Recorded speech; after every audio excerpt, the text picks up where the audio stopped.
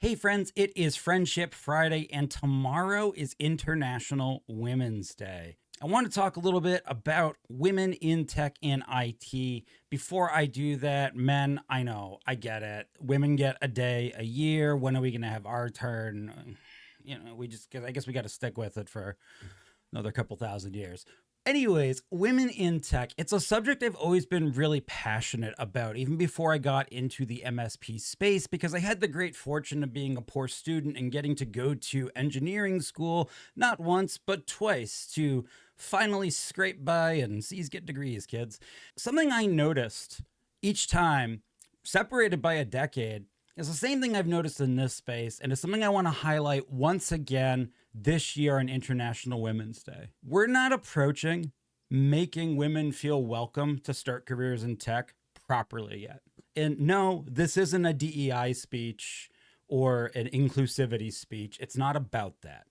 When I went to, it's down there somewhere, Worcester Polytech in the very early 2000s, a interesting time to go to a technical school. 100 meg connection to your dorm room in 2001. That made downloading on Napster pretty freaking cool. My freshman class for electrical engineering was about a 50-50 ratio. Later on, when I went back for round 2 of my degree at UMass Dartmouth, same thing. My freshman class, nearly a 50-50 ratio, women and men. Throughout that freshman year, both times, you do a lot of general stuff, physics, math, very little electrical engineering. And I can tell you without a doubt that barring a handful of people of both genders like me that were idiots and probably shouldn't have been in that major, everybody in that major was very smart, was a good student, was academically gifted. They understood what the material was. So from a equity of intelligence and opportunity, we started off wonderfully. Good job, engineering programs. There were a number of women in my freshman class who I was very thankful to sit near so that I could cheat off their papers because they typically were right and I was not about a lot of these subjects. But as I went through my degree path twice, what I noticed was typically somewhere towards the end of the sophomore year, the population started to drop off and we started skewing more and more towards primarily just men left in the discipline until we got to a point where it was really only a handful of women that were left in the program because they were either extremely passionate about engineering or because they just were completely unwilling to stop sunk cost fallacy. But the point being, we started off a 50-50 ratio and we ended with something like 80-20, 90-10 ratio. And it wasn't because they couldn't cut it academically. It wasn't that at all. In fact, there was more guys that couldn't cut it academically. What the fuck's going on? Why is that happening? Because I see the same thing in this space as well. Now, there's a number of elements here, and there's a number of major things, minor things, societal things, personal things. No one's going to solve any of it. I am certainly not an expert or a spokesperson for the entirety of it. I can only give you what I saw. One of the major things that I saw was that ultimately the men who stayed in engineering tended to not only be nerds in that they had classical hobbies and interests that were associated with engineering, but that they grouped together and they shared in those hobbies and interests together and created a sense of cohesion. No one was excluding women from these groups, from gaming groups, from people who wanted to go, apply it to modding their cars or building computers or playing Magic or whatever it was. No one was saying you're not welcome. But I know for a fact, a lot of us never really bothered to extend a meaningful invite because I think most of us just assumed they're probably not interested. All of that is to say that I don't know that the women in both of my engineering classes weren't interested. For all I know, they would have loved to watch anime with us. They would have loved to watch stupid movies and make crass jokes in our living room on campus. They may have super been into playing Magic the Gathering. I did not play Magic the Gathering. I'm not that kind of nerd. They may have wanted to play multiplayer video games with us. They might have wanted to go tinker in the lab, just building random nonsense out of circuits. I don't know, because they didn't ask. if you think about that, and if we take a step back and we do for a minute accept there are gender stereotypes in that, at least in Western society, there are still societal gender roles and rules that we haven't really graduated from. Well, what's one of the oldest and generally most generic, and I know isn't always observed the way we want it to, right? It's that don't pester women. So that's good in a lot of situations, social situations, any sort of situation where you might be making somebody feel uncomfortable. But I think sometimes that fear that, well, they're not interested, they won't care, I'll make them uncomfortable by asking, it builds up, and then we just don't bother to ask. We just don't bother to ask.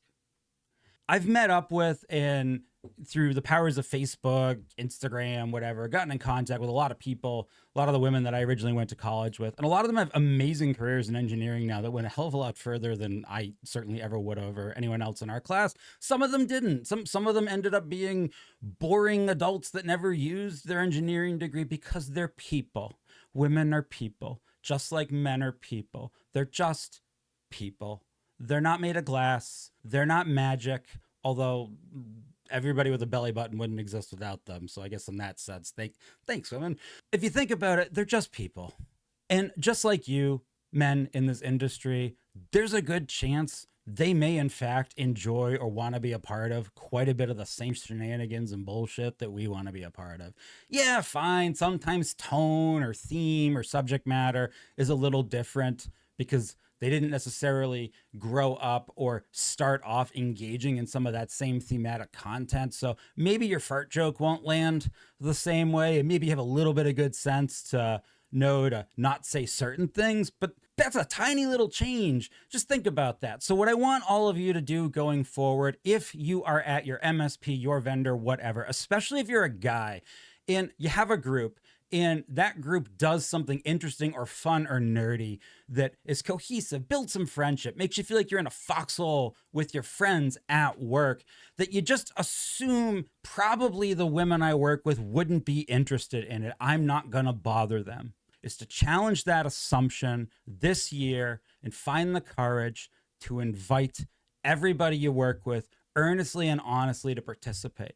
Earnestly and honestly means I want you to sell them on participating in your thing the same way you would sell one of your guy friends. And you know exactly what I'm talking about. Everybody here has, if you got a wife or a girlfriend, you know what I mean. You have a level of excitement you will talk about the latest Steam game or anime or whatever you're into with your guy friends. And then you have the version of that you have with your wife. And in most cases, it is not the same level of passion or intensity.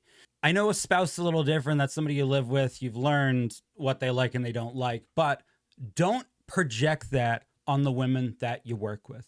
Give them a chance to get just as passionate about what you're passionate about, or to passionately tell you they're not interested. Listen, when I got really into 40K Warhammer, back when I had an MSP, most of my staff, men and women, were very polite about listening to me rant about it a little bit before they were like, yeah, none of us are really into that, Dean.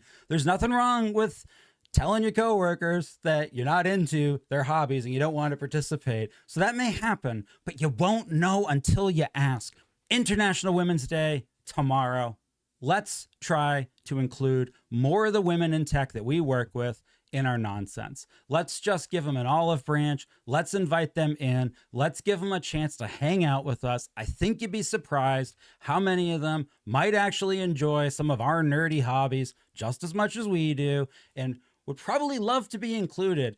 I bet you'd be surprised too how much that will do to develop cohesion, how much that will help cross-team collaboration, and just giving everybody more of a sense that they belong here in this wonderful industry that really, when you think about it, IT does not care what plumbing you were born with. Anyone can do this. I mean, seriously, think of another career that has this level of achievement in both authority and pay scale that you can reach, where what you look like, the plumbing you were born with, what you identify with, objectively doesn't matter for you to just demonstrate competency. There are not a lot of careers that we can say that about as earnestly as we can say that about IT. So given the fact that our industry allows anyone who wants to be here to be excellent, let's stop hemorrhaging out half of our freshman class. Let's invite them to stuff. Let's make them feel welcome. Let's give them a chance to display their expertise or their idiocy the same way we give people who look like me. Happy International Women's Day, friends.